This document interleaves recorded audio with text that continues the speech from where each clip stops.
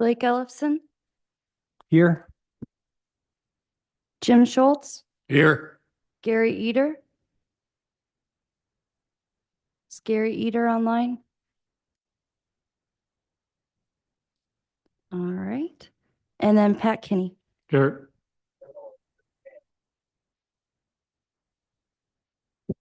All right, number 2 looks like public comments. Do we have anyone here that would like to make public comments? Okay. Anyone online? Anyone online like to make any public comments?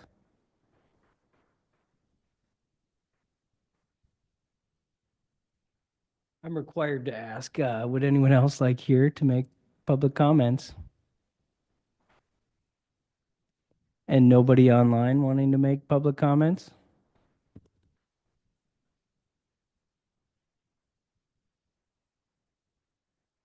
Hearing no public comments, we will move on to approval of the agenda. Is there anyone who would like to make a motion on the agenda? Mr. Schultz? Schultz, I moved approve the agenda as presented today. This is Pat, I'll second. All right, we've got a first and a motion and a second. All those in favor? Aye. Those opposed? Passes. Okay, we're gonna go to, I have one update on this one. Anita's last name is spelled wrong. I don't know that that matters, but it's Haukas, Haukas. Pat? Haukus is Haukasaas. There's 2 A's in there, I believe. Thank you, Pat, for Yeah. fixing that. There's an extra A in there, so the 2 A's at the end. I will make sure to get that updated Thank you. before it's approved. Any other comments on the previous? No? Oh, wait a minute.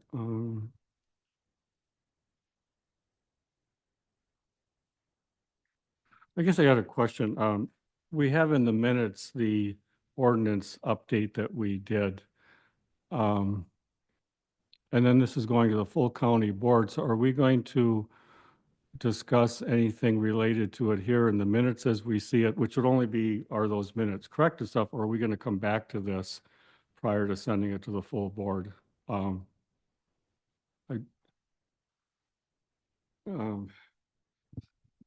That would be up to this committee. If you want to put it on the next agenda, we can certainly do so. But then you wanted to get it to the full board, so you could do, well, let me, I think what I have are just clarifications to the minutes. I don't think it extends beyond what we reasonably could consider clarifications. Well, If it won't that's- go onto the county board until March 28th.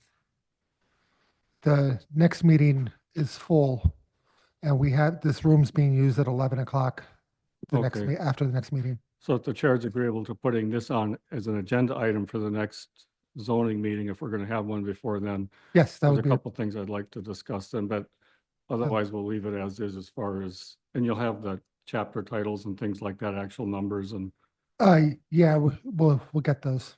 okay, so I'll leave it Well, at that then. But yeah, if you want to just wait till the next agenda, I mean, this item could actually go in April too, if you wanted.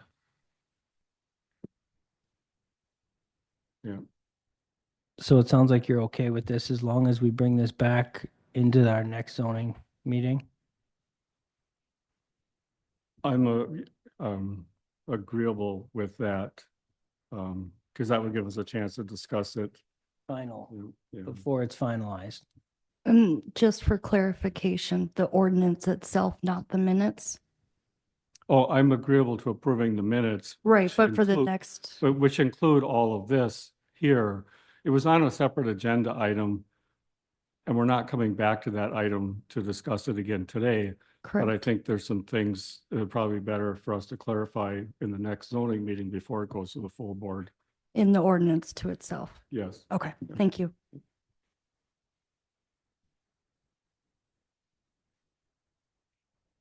Okay, so we've had a couple updates to the previous draft minutes, which we've noted. Does anyone have any other comments? All right. Would someone like to make a motion then that we approve those minutes? This is Pat will make a motion to approve. I'll second that. Well then, all those in favor? Aye. Aye.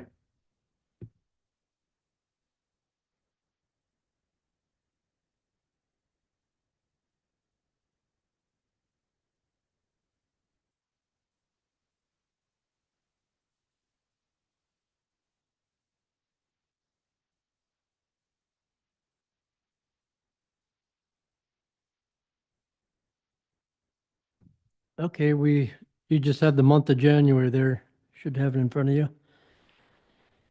So not too much for just 1 month. It's kind of a slow time of year. You will see there's one permit I give for the city of Ashland. That's because it's a sanitary permit. Otherwise, all the others would be county permits. And I did add the township column. I don't know if you saw that towards the end, but that way you can see which township Yeah, it if you came look from. to the right column, you'll see now the townships are in there for each one.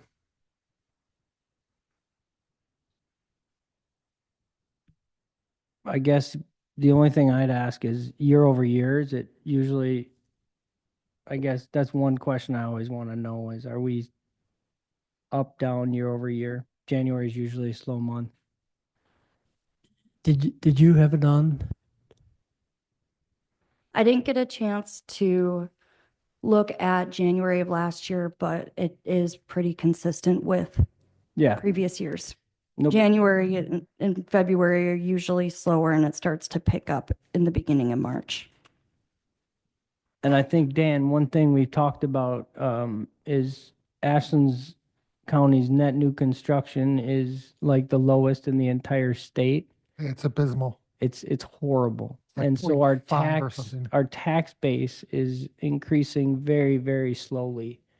And I think I don't think it's our fault. I think it's really just a microcosm of where we live and the minimal. But how do we make it so it's easier, or not easier, but like we want it, right? We need it, and incentivization of it, which is a topic I think for another day. But I think we want to be thinking about that long term with our strategic plan at the county level. How do we grow our net new constructions? And that's something that will be addressed in the comprehensive plan. And then following approval of the comprehensive plan, this committee will do a countywide zoning plan to do exactly what you're talking about. And I'll add one thing there too with that. I had a meeting this morning with the Department of Safety, and this was all on sanitary permits, but some of the highest permits in the county were over 600 per year are given out in sanitary. In our county here, we give about 60 sanitary permits a year. Quite a difference. But yeah, like I said, it's for the area we live in.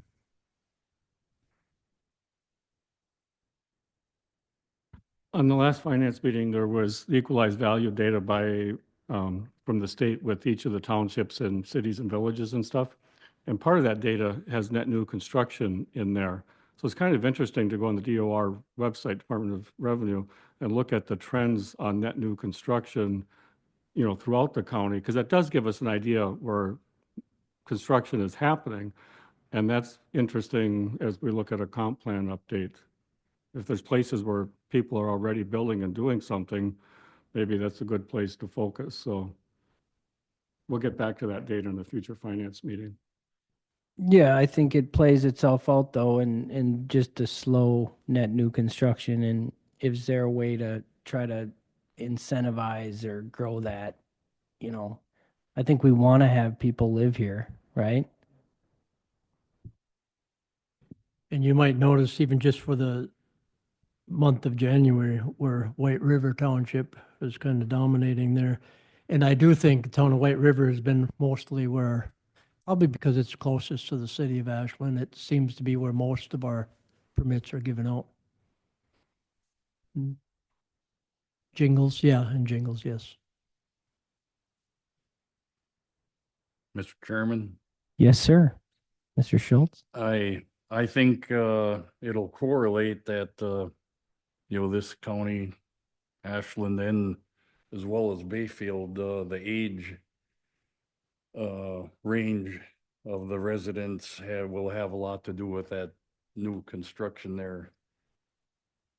It tends to, be on the higher side or the older side, so there, I think that'll reflect, some of them, numbers.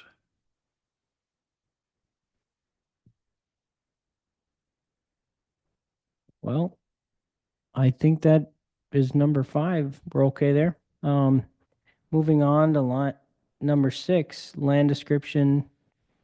And then we'll talk first about A. Go ahead.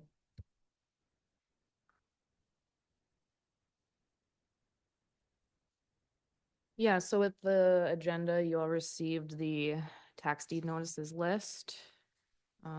The people we've been serving tax deed notices to. Dan, did you have any update as, like with the ordinance, are we still? That's what we were talking about during the minutes. Yep. So we're going to bring that back to this committee, that ordinance. So are we gonna hold off then in the meantime, or? Yes, we should hold off before we should pass the ordinance first before we do anything. Gotcha. So yeah, then our tax deed notice list is just an update on payment plans and that sort of thing. Pat? When are we going to have a county board meeting in March, do you think? If you're looking at approving it in March? We're looking at March 28th. I'm gone the week of the 8th. Heather's gone the following week. And then, And then that'll be doing a whole bunch of CDBG resolutions at that one. so we would have a next zoning meeting far enough ahead so it can get to county board for approval of March 28th. Yep, as long as it's not between March 8th and 15th, or 7th and 15th, we're good. And then that would enable you to, on the 28th, if that's approved, then if there's a list of properties, it would enable you to list those in April. Because the previous zoning meeting, we had talked about, in the spring is a good time to list anything if the county's interested in selling it. So we were shooting for being able to do this in April. Right. And if we approve the ordinance in March, would, in the next meeting, we need to approve a list then too? I'm sorry. In, We would have a zoning meeting in March where we discuss the ordinance and you would make any changes you want. And then we could bring it to the county board on March 28th. And then you could have a zoning meeting in April or May to discuss tax deeds. but you ideally would like to have that list by the 28th of March so that you can, otherwise you're delayed. Right, yeah, I mean, we keep this list just running updated Okay. for. But it seems like we should, if we can, approve a list at the next meeting in mid-March or so. So you have a list if the board then approves the ordinance March 28th so that you can then proceed as was originally, I think, planned and discussed in the meeting back in January as far as timeline with everything. Yeah, you mean a list of foreclosures? Or, Right. I mean, the point of the ordinance is it specifies how the county goes about all of Right. this. And back in January, we were talking about April would be a good time as far as listing properties. Right. Yeah, the ordinance, and the reason why we have the ordinance is to comply with the new state statute that the legislature passed in response to the Tyler v. Hennepin County decision. So if we have a meeting in mid-March, there's a list there. If you had some to ask us to approve, then in March 28th, board approves the ordinance, then you can proceed as originally discussed in January. But I got a question in terms of process. I know it goes back to the draft of the ordinance, but it says in that section, administration and management of tax deed lands, it says the treasurer has the power to acquire. Can you explain that in terms of where the role of this committee comes in as far as Sure. approving tax deeds? Well, in the statutes, the statutes empower the treasurer or the treasurer's appointee. In this case, what's our tax lister that is the one who the treasurer appointed. This committee, because it deals with zoning and land, it is the one who would have oversight over it. And would actually ultimately be the one who approve tax deeds. Okay, so I'll leave till next meeting that phrase power, the treasurer power to acquire, because that sounds different than what we've been doing, but I'll just leave it then and we'll, Just process wise, we as a county don't get collected taxes from a property owner. We have a very stringent amount of time that you're sending out letters to. They get their letters at a certain time throughout the year.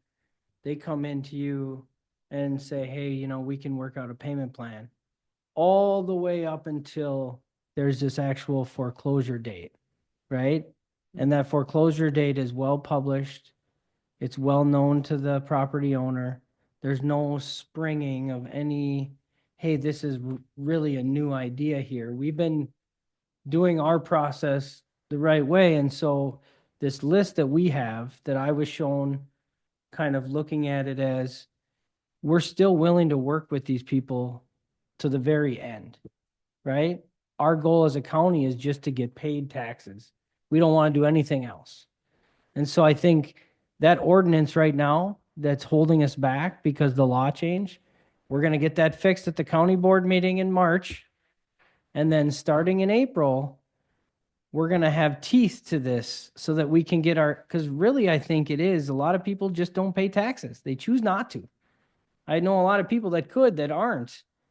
Some can't, and that's different, right? And we work with them. And you do that. That's the frustrating part as a county, is those taxes are part of our budget, right? And I think that's what we have to do a good job of. And so you're doing your job.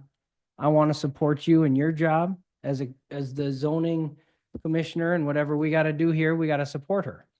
Because this is just her job, right? And we're just doing what the laws are telling us we have to do. So I know there was some tension with some individuals within the county, and I would just like to say, we're sorry. We want to work with you. That's not our goal does not have to take property. That's the last thing that we ever want to do. And so Dan, I don't know if you were able to diffuse the situation or. He's out of order. Well, He's out of order. we have to do this in public comment. That's why we asked you to speak. And again, He's out of order. but again, I think we are just again, whether it's Joe A, Cindy B, it doesn't matter who that person is.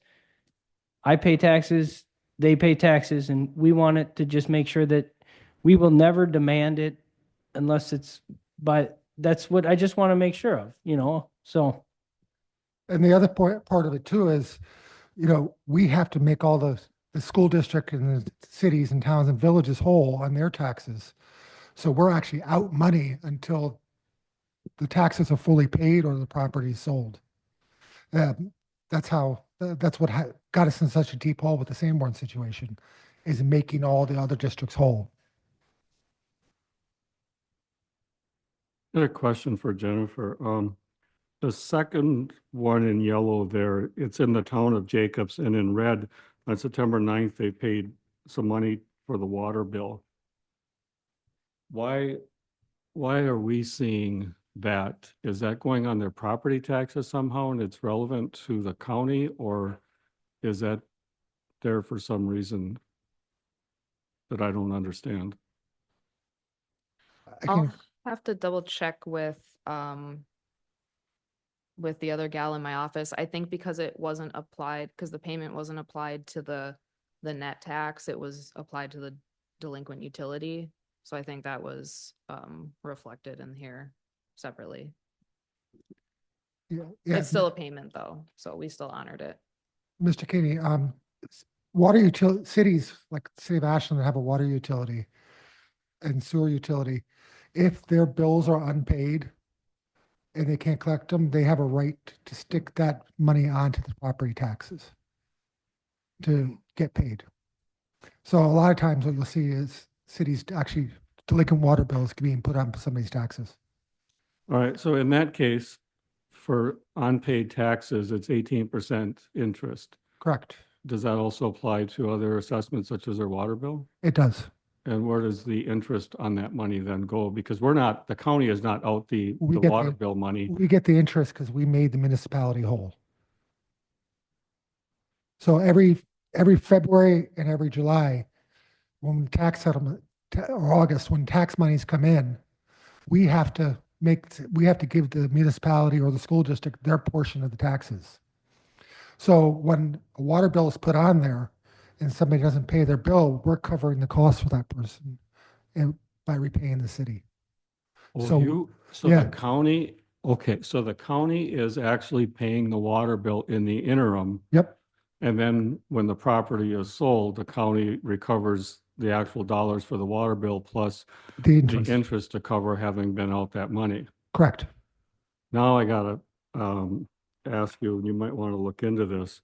The city of Ashland at the committee of the whole meeting at the end of January on a 4-3 vote approved forwarding to the council. It's not on the agenda for tonight at least not of his last night, but a special assessment for road construction on the property.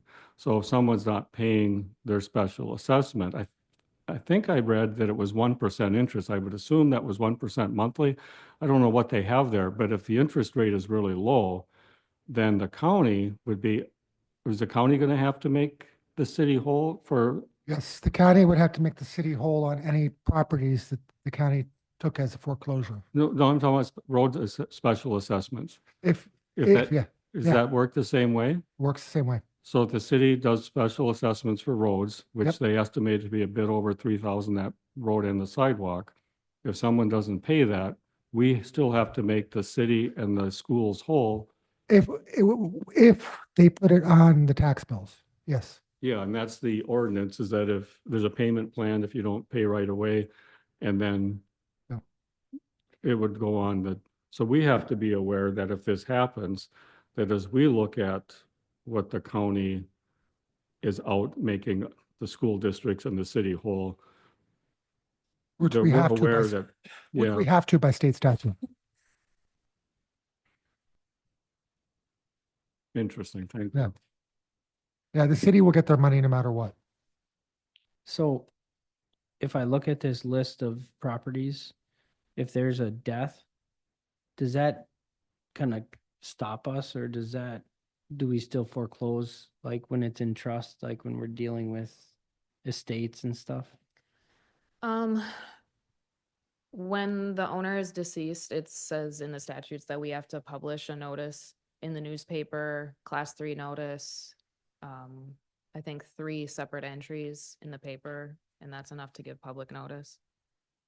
So right now, just looking at it, the highlighted yellow, date served, that's done, last published date, and then foreclosure date, it's in the past, but because the ordinance, we haven't allowed you to foreclose on that, right? Right. And so the longer we wait, does the more it cost then on that estate? Or the sale that we have to recoup then from account, like, because we're obviously earning these fees and this interest. So let's say, you know what I mean though? Yeah, I don't think any other costs add up to that. I guess I don't know how it works with the estate specifically. I mean, it keeps accruing interest and penalty, but that we would recoup when we sell the property. So the taxes, they keep accruing at the current rate and they just add up. Mhm. So then when we go to sell, we try to get all that back, right? And Right. that's all we try to get back? We Well- can add administrative costs too. It's a question of what we can, and that's still open. Because the takings, right, is illegal. Well, yeah. Yeah, and then the state statute, while we may be conforming with state statute on this, that doesn't mean we're conforming with the Hennepin decision. This courts could view it a completely different way. And then also, if we take the property, the heirs have a right to purchase it back for the cost of the taxes and fees.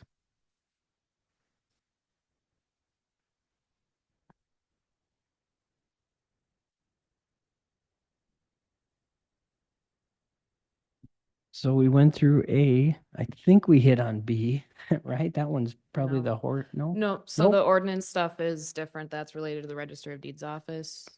Julie, did you wanna? So I don't know if everybody knows me here. I'm Julie Gleason, the Register of Deeds, and I'm proposing these two ordinances. So, thank you.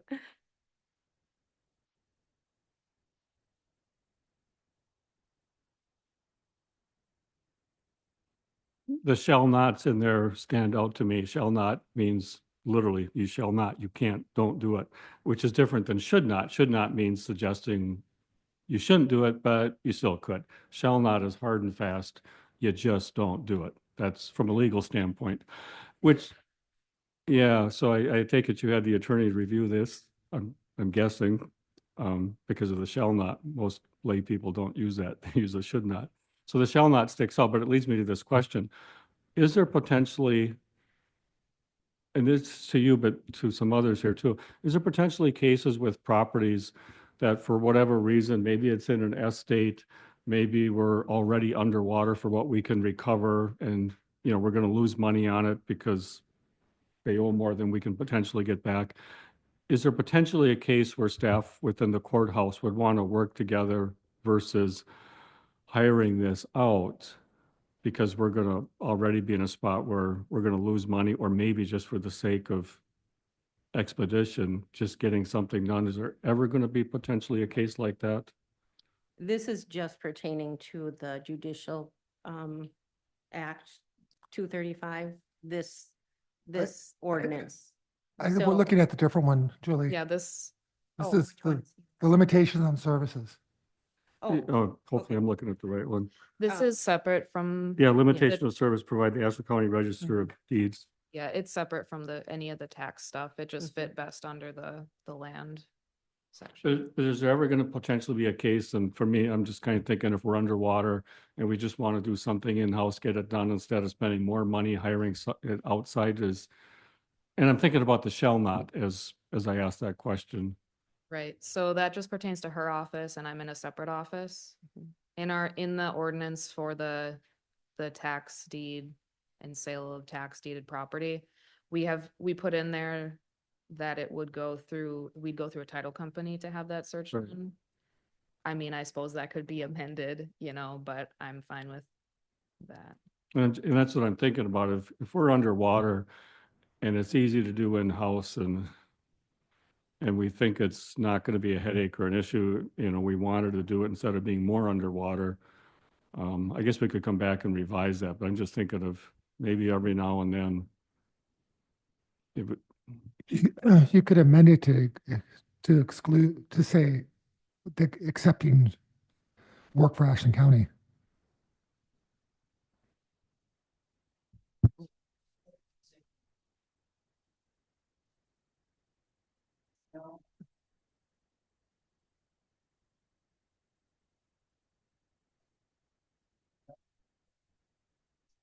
Well, this is totally separate from what we were talking about last meeting.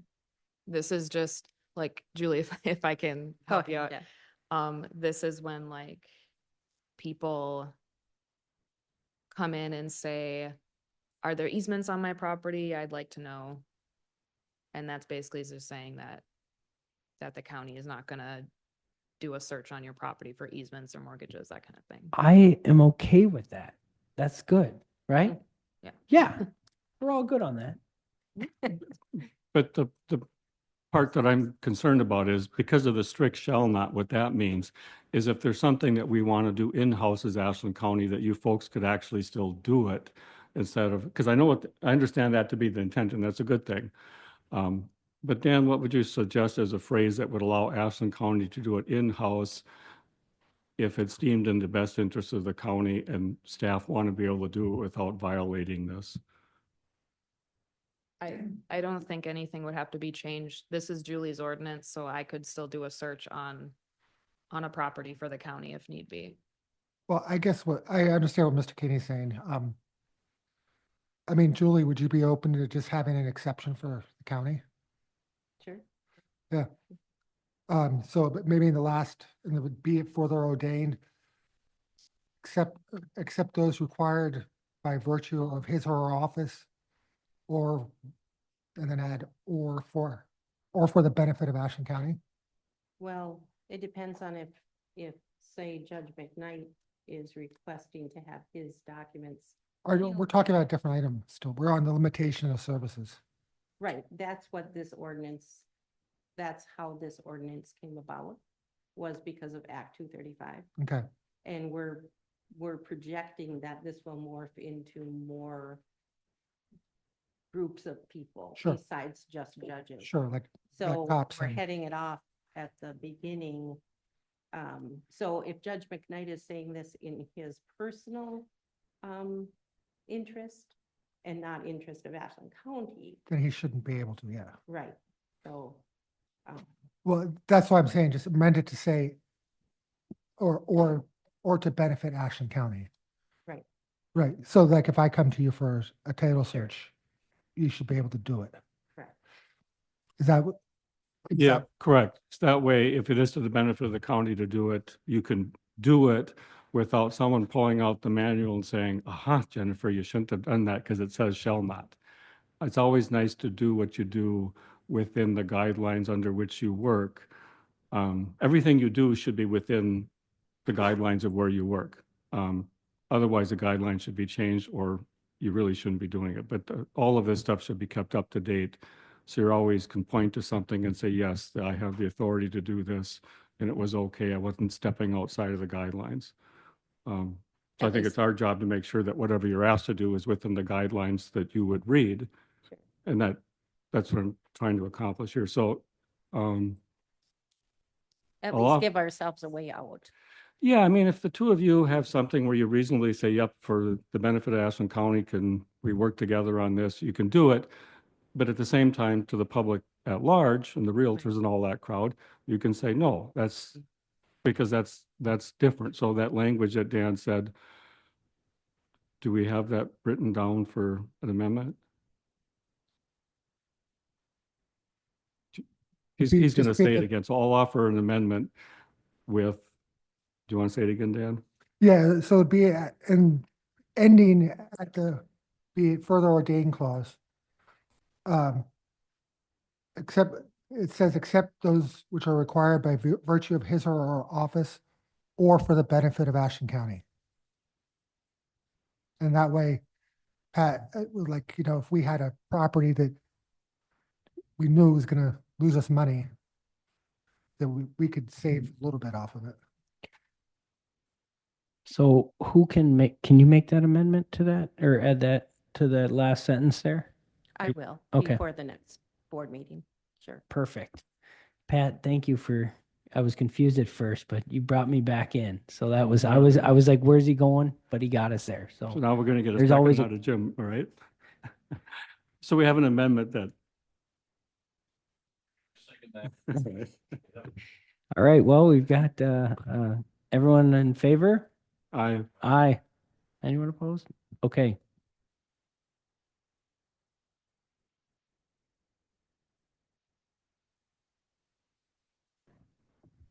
So now we're moving to C. Does anyone want to discuss this one? Get on it.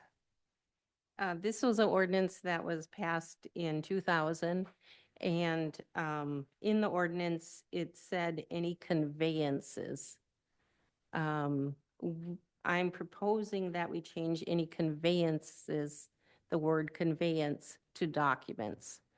So conveyance as in a deed, you're actually conveying property to somebody else. So with the ordinance, the way it stands, if we had a mortgage, it wouldn't need a parcel number. If we had a satisfaction of a mortgage, it wouldn't need a parcel number on it. If we change this to documents, then it's requesting that it does have a parcel number on it.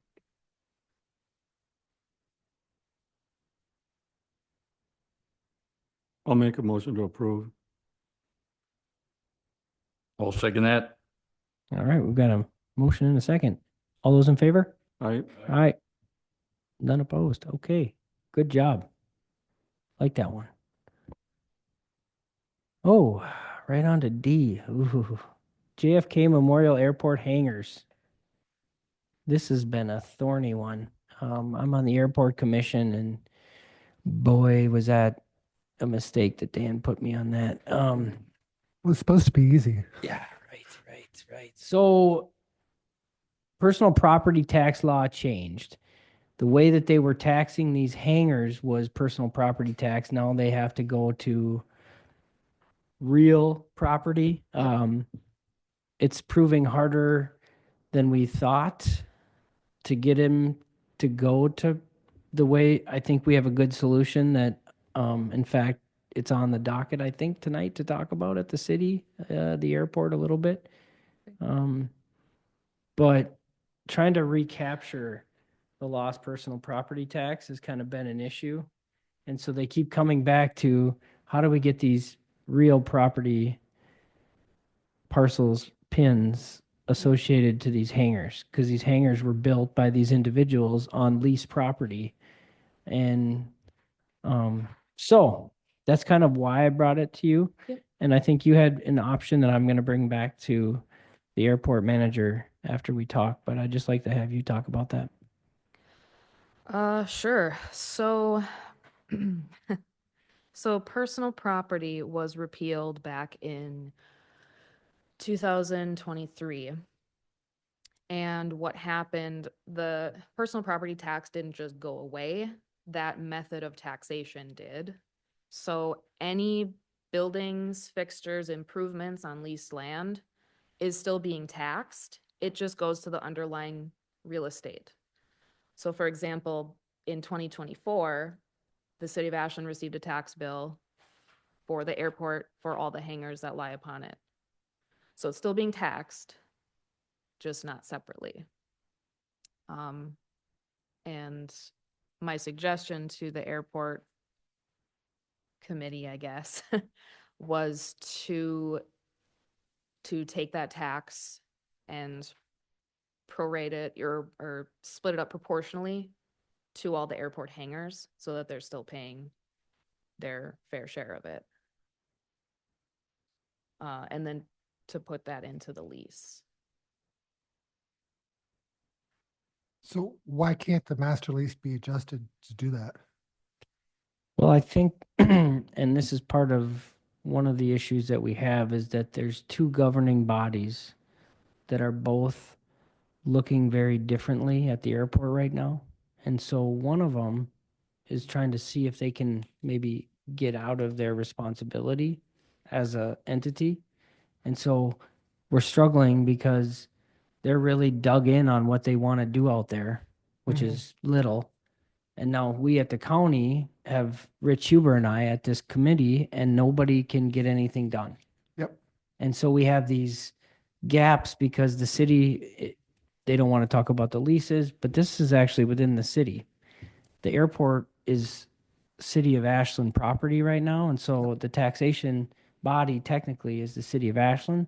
And then as well, Derek, the manager out there, is on the city staff. So he goes to their, and so it's been a little challenging to say the least about trying to get exactly what you're saying is this lease thing figured out. Right. I just want to point out too, that any solution that we come up with would be applied to the boathouses too. Which, So I just wanted to make the people within zoning aware that there's an airport in the northern Wisconsin who was able to take aerial surveys of the property and then turn those into parceled IDs that are now real estate property taxed. Not saying that we're going to do that, but it has been done at small airports in northern Wisconsin. And our engineers, Becker Hoppy, have guided us towards trying to get to that solution. So that's kind of what Derek, and again, I'm not saying it's No. right or wrong. No, I was just gonna comment on that. If the engineer wants to create a surveyed meets and bounds legal description based on the aerial photo, that's fine. I don't think that's best practice, but that's fine. They had approached me earlier in last year wanting to do GPS coordinates, which would not be acceptable. But if they can provide a meets and bounds legal description and have that filed in Julie's office with the Register of Deeds, I would be fine making parcels for them. As a request, because I've got a lot going on here. Hey, could you email that to and include Derek Hall? He's the Sure. airport manager. Because I think he and I have been kind of wanting to kind of Yeah, and about- I think there was just some misunderstanding because Derek and the engineers had talked to me about this last year, and I guess they had only mentioned the GPS coordinates, but they were really resistant to meets and bounds description. So, but yeah, I'll well, write that and just so everyone's clear, is that a surveyor to go out there is many thousands of dollars, Mhm. and not the county or the city is really willing to pay for that. Yeah. And the airport doesn't have budgeted thousands and thousands of dollars. And so our option was, hey, we can get this aerial survey that's 99.89% of what we need, but it wasn't GPS from what I understood. So that was my difference. And Okay. I'm just trying to help this along. I know Dan's like, okay, move on. All right. Trust me, this topic's going to be going on for a long time. It's already been going on a long time. I'm pretty sure next week I'll be getting a phone Hey, call. Is it Hey, Blake? Blake? Yes, Mr. Murtag. Yeah, yeah. Hey, I just want to put my 2 cents in here. It may be time for us in the city to meet because under the rules of this agreement, the city can't back out. So maybe it's time that the city and the county sit down and try and figure this one out. I think I that mean, makes a ton of sense. I've been kind of advocating for that. I think the mayor and Dan should be at most of the commission meetings. I know Dan loves to hear that. But again, I think until some of these big items get worked out, you know, if people don't know, there was a letter emailed to several people. You guys may have seen it, but basically asking what it would cost to have the city no longer be a part of the airport. And we had done this in 2020 at the county level, looked into it, and the amount of money that it would take is in the several millions of dollars. 4 million? And that's just the money that we've received in grants that would have to be paid back immediately. So it's a difficult discussion. Stay tuned.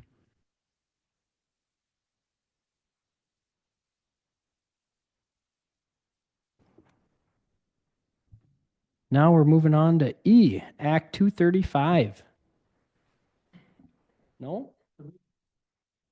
Oh, Pat wants back. Well, you had a number of documents here. I wasn't quite where we were at with talking about them, but I just want to say that I am supportive of creating the pins if the aerial survey works.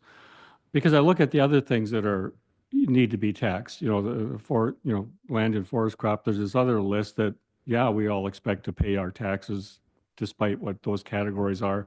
And it just seems like the case you're talking about with the airport being exempt, it seems like that one has, I don't know, lagged or got different treatment. It feels different to me in that the city ends up, or the city and the county end up being responsible for the taxes, but now you got to get the taxes out of the people renting the hangars. And one, I think that's more overhead because now whoever's running the airport has to say, how do we divvy up the taxes that we have? They got to do that. They got to collect that money from the people there. They got to then send it to the county. And I'm also keeping in mind as we update the ordinance related to taking property, well, those people using those hangars, which can and should be subject to, taxes, they're not subject to those same rules. They would get treated differently because they wouldn't be subject to those same rules. That to me doesn't strike me as fair as I think about land and forest crop and things like that. It seems different. It seems like more headache, more overhead. The other thing I think it leads to whoever's running the airport making it too easy to give rental agreements that are sort of sweetheart deals to whoever's out there. People want the hangers, let them pay the taxes that are appropriate and pay it directly, just like everybody else in the county that's asked to be paying taxes. The state statutes allow us to do this. They shouldn't be treated any differently than anybody else. And then their lease should reflect, you know, the value of that lease above the property taxes on that. So to me, that pin is about a fairness issue with everybody else in the county has to pay taxes. There's another item that you didn't talk about, but, and I think you could care less, but resaleability, you know, for the boathouses or for the, you know, right now it's, hey, I know this guy. There's no real, like, if you pin these and you have real estate and all those parcels, when they change hands, those are public, you know, that's, It's a public record. Yeah. and so the value of those properties, what happens is if they're worth more, all of a sudden the taxes can go up, right? And right now we're subsidizing the airport up to the amount of hundreds of thousands of dollars between the city and the county. And I think, yes, there's an essential service part of the airport that we need. And I think, but even you kind of alluded, like this good old boys club that has historically been a part of both the boathouses as well as the airport. I think people are now saying, no, we're not going to have that happen anymore. And so the city, whose budget is in a very difficult spot, is really looking at the airport as, we can't subsidize this, right? On the boathouses, absolutely, those are sweetheart deals. Somewhere towards 5 years ago, when that lease was renewed, it was at terms that were jaw-dropping favorable to those that are out there. So, you know, if we pass this, that will include them. And, you know, the county's got real money, you know, out there at the landing and taking care of that. And, you know, the taxes that should be paid, you know, should be paid on that. So it allows us to do that too. When I've told people about those boathouse deals, I didn't encounter anybody that was happy. Well, I thought we got off of that one, but Pat brought us back. Now we're moving on to E. Right? Can we? No, this is you. I pointed to her and she shook her head, so you're on. Yeah, so Act 235, which is called Judicial Officer Privacy, also known as Daniel's Law. This was a law that was passed last year that will come into effect this year, April 1st. I'll just kind of read off some of the notes that I put out to my association. In summary, the act was created in response to threats and violence against judicial officers and their family. The intent of the act was to provide an avenue for the judges to request their information be shielded from the public record. But that being said, there are some complications that will cause for us at the county as far as even just basic things like when the judge submits a written request, who at the county will receive that, who will distribute that. And then it also makes it more challenging for my office specifically, working with assessors, right, who assess properties. They do a open book and border review session with their municipalities. It makes it more challenging for me to share data with them while complying under the law. I mean, we might have to do things like confidentiality agreements with our municipalities, even with the state, to share this information unshielded. But yeah, I mean, this is just a law that's coming down the pipeline that I guess really I was looking for some guidance on, and you know, what our next steps are going to be with this. So maybe Dan can help, but I do have, like, in my job, depending on the situation, sign confidentiality agreements or non-disclosure agreements probably once a month, depending on what I'm doing. A lot of it is looking at an investment or talking about a loan with a customer that's highly confidential. So you know, these things do come up, and I wouldn't be worried that it would be too obtrusive. It's fairly simplistic at the end of the day, is having just the right. Yep, and I guess the active shielding isn't too much the concern, but just laying the groundwork as far as so that there's no liability to the county in case something slips out, a judicial officer's information slips out, we would be liable for that. So, And this doesn't only apply to the county, it applies to, say, the city with the water utility. yep, And- which would need to be requested separate from the county. Yeah, of course, I didn't bring the act in front of me, but some of the things to be shielded include the judge's name, address, any kind of like phone number. Help me out here, Julie, if you think of anything else. For Julie's office, the judge can request any and all documents, if they indicated on their request, be redacted from Julie's documents, public record.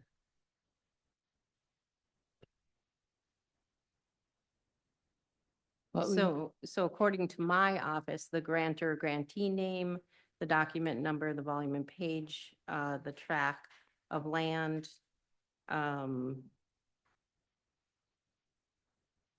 anything with that information on it where the document was returned to, will all be shielded.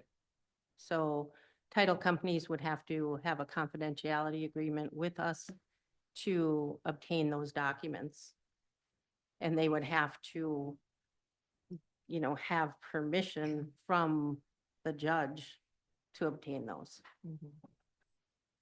And this does go into judges' family members that live in the county also. So if they have a daughter, well, a son who lived in Ashland, their information could also be shielded.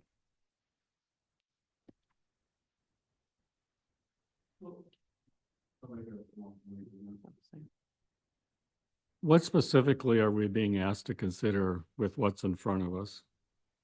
Who's it? Pardon? Who's it? Well, I guess my main thing was I had sent out an email to all the parties in Ashland County about it, and Dan suggested that I send it to committee. So I'm here at the committee talking about it. Basically, who takes the request? Well, not only that, but I think it wouldn't be a terrible idea to let Corp Counsel know about this. And, I mean, we've already received guidance from WCA at Tully's Law has put together a memo on it about certain, you know, the different ramifications, the requirements for the written request, you know, an FAQ document, just various things. I also know, I just learned today there's going to be a webinar on this. I didn't bring the dates with me, but I think it'd be a good idea to at least have Corp Counsel listen into the webinar to see how it'll affect our county, and just to make sure that we're not letting loose data that shouldn't be let loose. Yeah, I guess when I looked at that, it's a long list. And I guess if I had to go through and do that, my thought would be, you make a list of all that stuff, and then you make a tree and see where things are connected, you know, through all of this information process that's under consideration. And then are there places there where if somebody, you know, the request perhaps goes to the person who could do the most to then start shielding things? Because that might mean somebody else further down or connected, they don't have to do anything because somebody further up is. So I would look for who can do the most to start shielding it, what gaps does that leave? And therefore, you know, process to send, you know, a request to that party to do what they need to do so that we've covered all of those bases. Right. Um, Yeah, because, and it is a relatively tight turnaround of 10 days that we Yeah. have to comply with it, and it would affect my office, Register of Deeds, Treasurer, County Clerk, zoning, highway department, if they keep those kinds of records. I mean, any GIS, our GIS maps will have to be changed, you know, we'd have to make agreements with our software providers to ensure that they're not releasing information. So, Yeah, so your software systems, whoever access and updates theirs, you know, might cover a bunch of it, but I don't know. So, So how many judges do we have? There's 2 in the county right now, 2 in the county? retired, for Bob Eaton and then. So Judge does Bob McKnight. get coverage under this? He Yes. can, yes. him and his family and his Yes. children. Okay, and then there's 1 active now? Yep. Okay, so And I some understand. counties have tens of 20s, right? Mhm. And then all these other tribals. So for Ashland County, realistically, our lift is relatively low. Yep. However, like you guys said, the triage, how far out does that go down? And then how complex within the, Dan, I think this is for your, So I think their biggest concern is that this law will expand to cops, to firefighters and other people. And the other concern is just, in the interest of the county, I want to make sure that the county is protected and us as individuals, because if we're found to have released the information, it is a felony. So, And there have been many states that this has started in, and it has morphed into, like Florida has 157 groups of people shielded. So this is the start of it. So hopefully it's not going to get to that magnitude. and I'm just assuming that they're not giving, the state, no one's giving us additional compensation to deal with these additional layers of complexity. no. No, it's an unfunded mandate. Okay, well, that's, So I guess just out there for informational purposes, I think it'd be a good idea if we could go to Corp Council and just get their take on it. I know that costs money, but. Dan, there's got to be a WCA down at Andy Phillips, maybe? Yeah, Yep, that's Andy's the been up. Atolis law firm. I was gonna say, you know, not to be rude to local council, but this is a Wisconsin WCA, you know, Yeah. Wisconsin Counties Association issue, and they're on it. And Andy did give us an update we had a meeting about this morning. Andy gave an update that they are working on a confidentiality agreement template to be for WCA to be sent out to everyone. Which will be good too. So, yeah, I mean, there is definitely some waiting game, but Pat? thinking from a finance and maybe with our software vendors, because we're still very early in budget season, is asking them if they have to modify software or could modify software. So let's say there's another column in there or way of flagging things so that it then, you know, becomes simple from a software perspective, just to, you know, click a box or something versus not having the option of doing that now. And if there's costs related to modifying software to make it real easy for staff to do this, you know, it's nice to know it now versus later in budget season. yep. I can only speak for the tax and assessment side. I don't know about Tryman with Julie. I've been in contact with our software provider quite a lot about this. Haven't heard anything back yet. And have encouraged the other property listers who use them to also start emailing them. There's like a confidential box that you can check for people. But they haven't explained to me yet, or haven't explained to us yet how deep that goes, how it affects, you know, displaying on the public portal and if that complies with this law or not.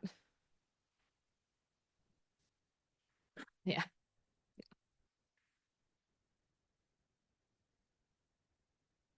Moving right along, it sounds like that one's to still come down. We're not quite ready for any motions or anything now. Yep, just giving information, I guess. Yeah. Yeah, no, thank you for that. That's exciting. All right. Land records, number 7. Anything for land records? Brittany had told me Nothing that I- there are no items. Well, thank you, Brittany, for saving my time today because this is going extra long. All right, other business. Pat, you don't get anything on this, so anyone else, just kidding. Pat, if you'd like to add anything. Anyone have any other business? Dan?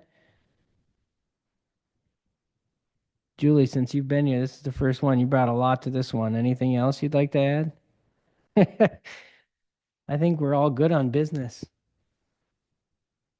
Scheduling the next meeting. I thought we'd be able to get away from having monthly meetings on these, but I don't think we can right now, huh? Looks like we might need another meeting next month. Okay, well, looking at the dates. Tuesday, is that still the preferred day? Afternoon? Pat? Mr. Schultz? Okay, well, then we're into March. The 11th? That would be a month from today. Same day. So Yeah, you guys can have the meeting. I will be on a beach.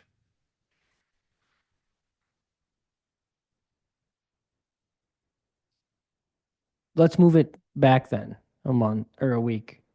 Um, What's the next one? 16th or 18th? yeah, Jen can take Liam to the ortho. I think that meant that he's available. Let's do that one, if we can. The 18th of March. 3, unless anyone has heartburn about 3. I know Pat's, I was going to bring my actual physical calendar and I forgot it. So I'm not sure on this, but he's hopeful he can make it. All right. The most important one is the next line item. Adjournment.